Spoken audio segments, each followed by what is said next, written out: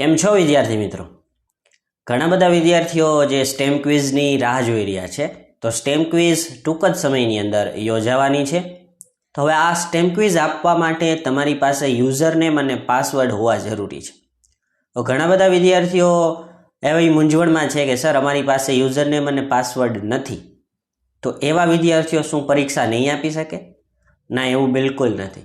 જો તમારી પાસે તમારા રજિસ્ટ્રેશન નંબર તમને ખ્યાલ છે તો તમે તમારા યુઝર આઈડી અને પાસવર્ડ કેવી રીતે મેળવવા એ તમે ગોતી શકો છો. તો આજના વિડીયોની અંદર આપણે એ જ શીખવાના છીએ કે સ્ટેમ ક્વિઝના યુઝર આઈડી અને પાસવર્ડ કઈ રીતે મેળવવાના છે.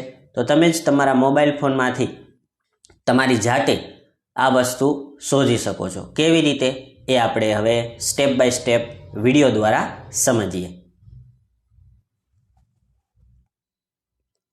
હવે એવા વિદ્યાર્થીઓ કે જેમની પાસે યુઝર આઈડી અને પાસવર્ડ નથી તેવા વિદ્યાર્થીઓ પણ ખાસ કરીને અહીંયા ધ્યાન આપશે.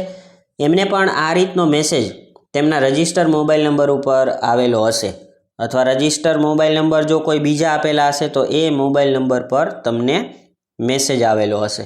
તો પહેલાં તો તમારે એ તપાસ કરવાની રહેશે કે તમારા નામનું રજિસ્ટ્રેશન કરતી વખતે તમે કયો મોબાઈલ નંબર દાખલ કરેલ છે.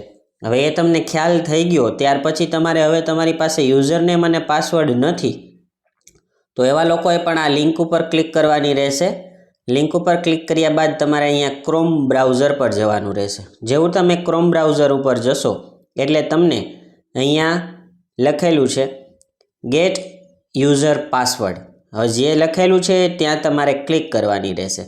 જ્યાં તમે ક્લિક કરશો એટલે આ પ્રકારનું એક પેજ આપવામાં આવેલું છે જેમાં તમારે તમારો મોબાઈલ નંબર જે રજિસ્ટર થયેલો છે એ રજિસ્ટર્ડ મોબાઈલ નંબર અહીંયા દાખલ કરવાનો રહેશે. જેવો તમે મોબાઈલ નંબર રજિસ્ટર દાખલ કરશો અને ત્યારબાદ તમારે અહીંયા સેન્ડ SMS બટન ઉપર ક્લિક કરવાની રહેશે. જેવું તમે સેન્ડ SMS બટન ઉપર ક્લિક કરશો એટલે તમારા રજિસ્ટર્ડ મોબાઈલ નંબર પર યુઝર આઈડી અને પાસવર્ડ મળી જશે, જેના દ્વારા તમે તમારી મોક ટેસ્ટ અને આવનારી સ્ટેમ ક્વિઝ આપી શકો છો. તો આવા જ વિડીયોને જોવા માટે અમારી યુટ્યુબ ચેનલ સાથે જોડાયેલા રહેજો અને આ વિડીયોને વધુને વધુ શેર કરજો.